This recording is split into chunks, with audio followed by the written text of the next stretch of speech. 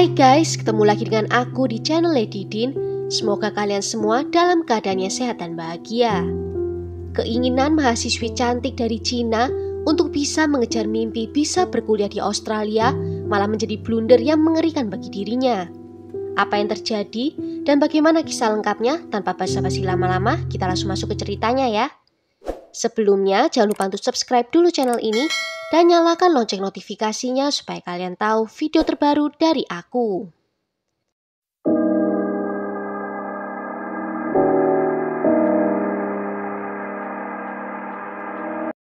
Michelle Leng lahir pada tanggal 29 Januari 1991 di kota Chengdu, sebuah provinsi di Sichuan, Cina. Dia terlahir dengan nama Cina Meng Mei Leng dan nama Inggrisnya adalah Michelle.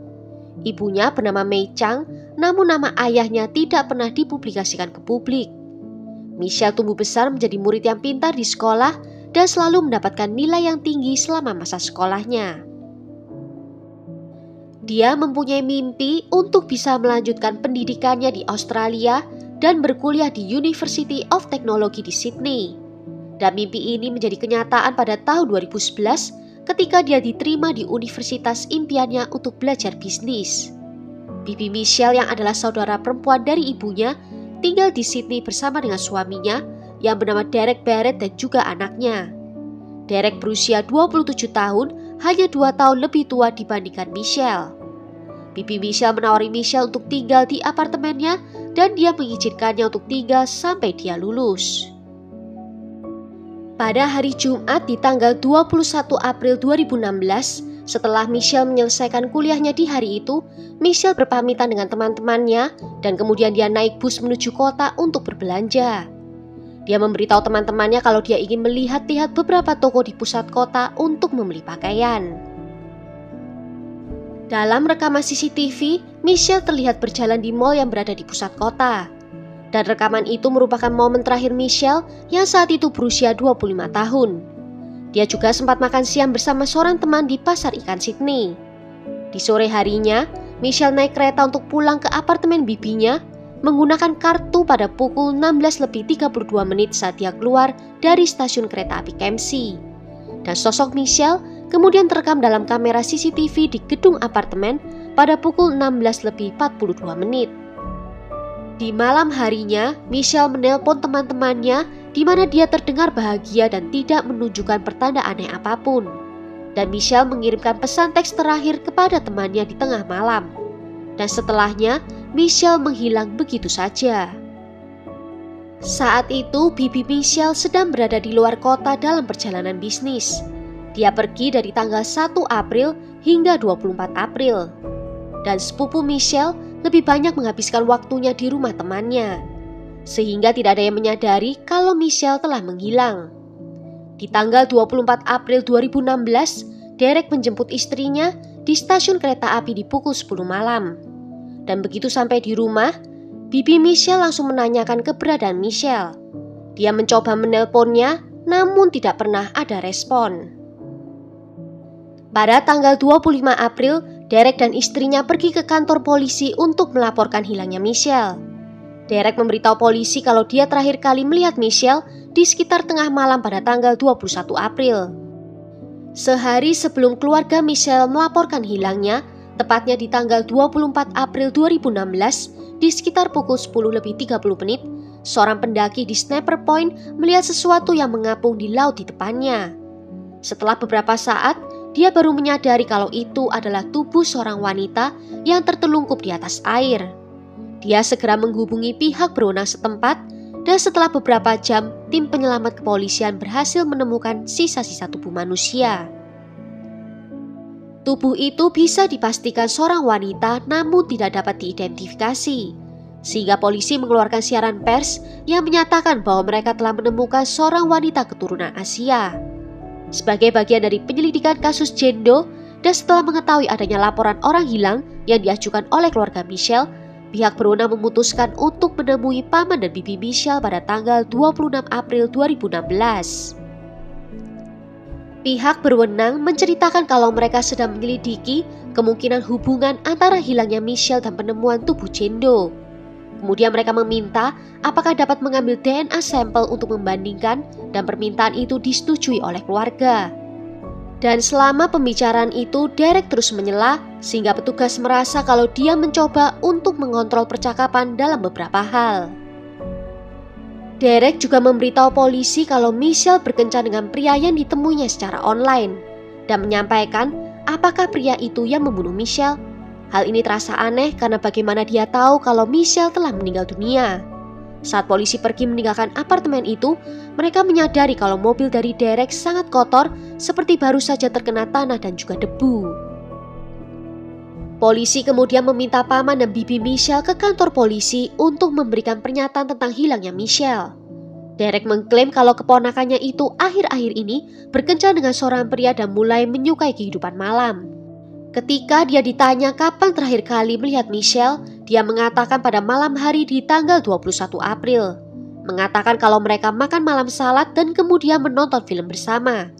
Yang anehnya, dia bisa memberikan deskripsi yang rinci tentang piyama yang dipakai Michelle di malam hari itu. Beberapa hari setelah Derek memberikan pernyataannya, hasil pemeriksaan DNA kembali. Dan jendo yang ditemukan di Sniper Point dipastikan adalah Michelle. Pemeriksaan postmortem mengungkapkan bahwa Michelle telah menjadi korban serangan yang ganas, di mana dia menderita 31 luka, beberapa di antaranya berupa luka tusuk dan beberapanya adalah luka potong. Dia juga menderita luka akibat benda tumpul di tenggorokan yang hampir sepenuhnya memotong laringnya.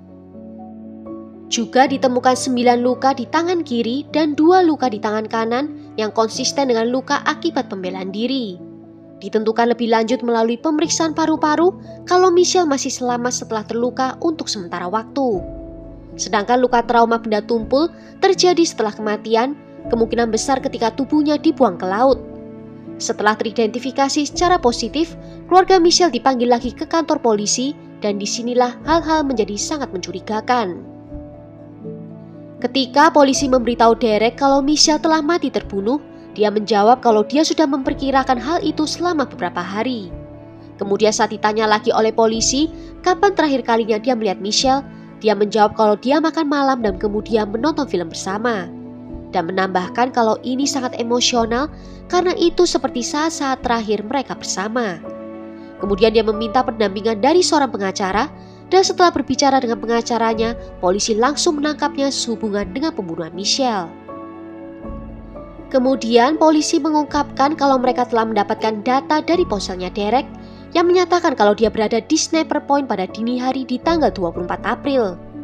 Derek membantah dengan tegas, mengatakan kalau dia tidak pernah pergi ke daerah itu. Sehingga polisi mengeluarkan foto mobilnya sesuai dengan deskripsi mobilnya memasuki kawasan konservasi negara dekat Sniper Point.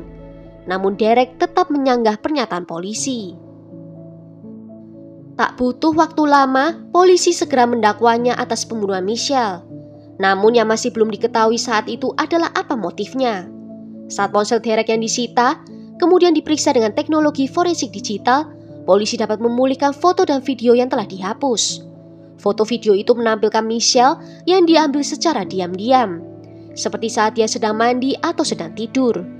Derek membantah memiliki ketertarikan seksual terhadap Michelle, tetapi pihak berwenang memiliki teorinya sendiri. Ada sebuah video yang diambil pada tanggal 15 September 2015 di mana menampilkan Derek masuk ke dalam kamar tidur putri tirinya dan kemudian melakukan kegiatan seksual menikmati dirinya sendiri. Dan dia terlihat mengeluarkan cairan ke arah putri tirinya yang sedang tertidur. Juga ditemukan video di saat-saat terakhir Michelle yang sangat mengerikan. Di pukul 8:30 pagi di tanggal 22 April, terlihat Michelle yang telah ditahan oleh Derek.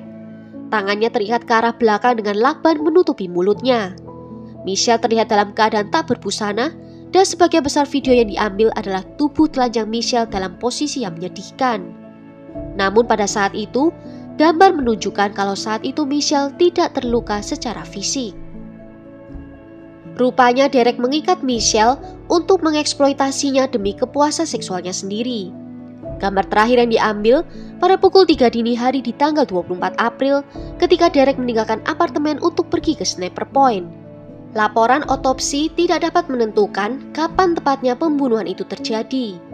Tetapi bukti dalam kasus ini dengan jelas menunjukkan kalau Derek berusaha menyamarkan kejahatannya dan juga menghilangkan bukti. Dapat dikonfirmasi melalui CCTV di gedung apartemen pada malam hari di tanggal 23 April, Derek turun melalui lift ke tempat pembuangan sampah di basement. Dia turun total sebanyak 4 kali. Polisi meyakini kalau itu adalah upayanya untuk membuang barang bukti. Bibi Michelle juga bersaksi ketika dia pulang kembali ke apartemennya, apartemen itu terlihat sangat bersih. Dia juga memperhatikan kalau ada sebotol besar cairan pembersih yang hampir kosong. Dan juga spray di kamar Michelle terlihat baru saja diganti. Dalam perjalanan ke Sniper Point, Derek mampir di pom bensin untuk membeli minuman. Dia terekam oleh kamera CCTV, terlihat sangat tenang seolah tak terjadi apa-apa. Kemudian dia menuju pergi ke tebing di Sniper Point dan melemparkan tubuh Michelle ke dalam air.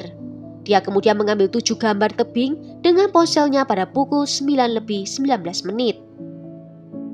Derek didakwa dengan 3 dakwaan, yaitu melakukan tindakan tidak senonoh, penculikan, dan juga pembunuhan.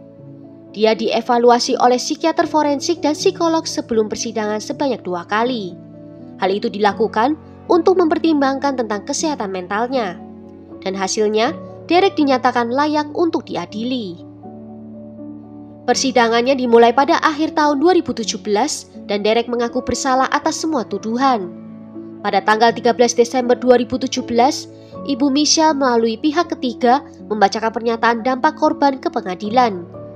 Ibu Michelle juga mengatakan kalau putrinya adalah anak satu-satunya dan dia merasa hancur akibat kematiannya. Dalam persidangannya, Derek mengklaim kalau penggunaan sabu yang terlalu sering membuat dia lebih mudah terangsang secara seksual. Dan saat pembunuhan itu terjadi, dia menggunakan banyak sabu dan mengalami kebingungan. Sebagai akibat dari pengakuan bersalah Derek dan juga dakwaan atas dirinya, Derek dijatuhi hukuman penjara selama 46 tahun dengan kemungkinan pembebasan bersyarat setelah 34,5 tahun. Derek mengajukan banding terhadap hukumannya pada tahun 2019 namun ditolak pengadilan. Pada November 2019, putri dari seorang wanita tua menemukan ibunya sedang memegang USB di tangannya. Saat ditanya di mana dia mendapatkannya, wanita tua itu tidak bisa menjawab karena dia menderita demensia. Merasa penasaran, putrinya melihat isi file dari USB itu, dan USB itu ternyata berisi foto dan video mengerikan yang terjadi pada Michelle di hari naas itu. Rekaman yang berdurasi lebih dari 60 menit menunjukkan Derek melakukan pelecehan seksual terhadap Michelle berulang kali pada tanggal 22 April 2016.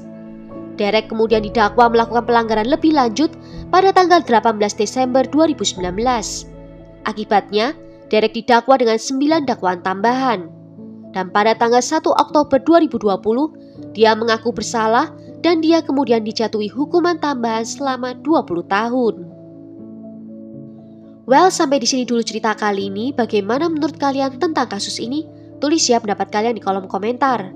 Akhir kata terima kasih karena sudah nonton video ini sampai akhir. Sampai jumpa di video berikutnya. Ciao!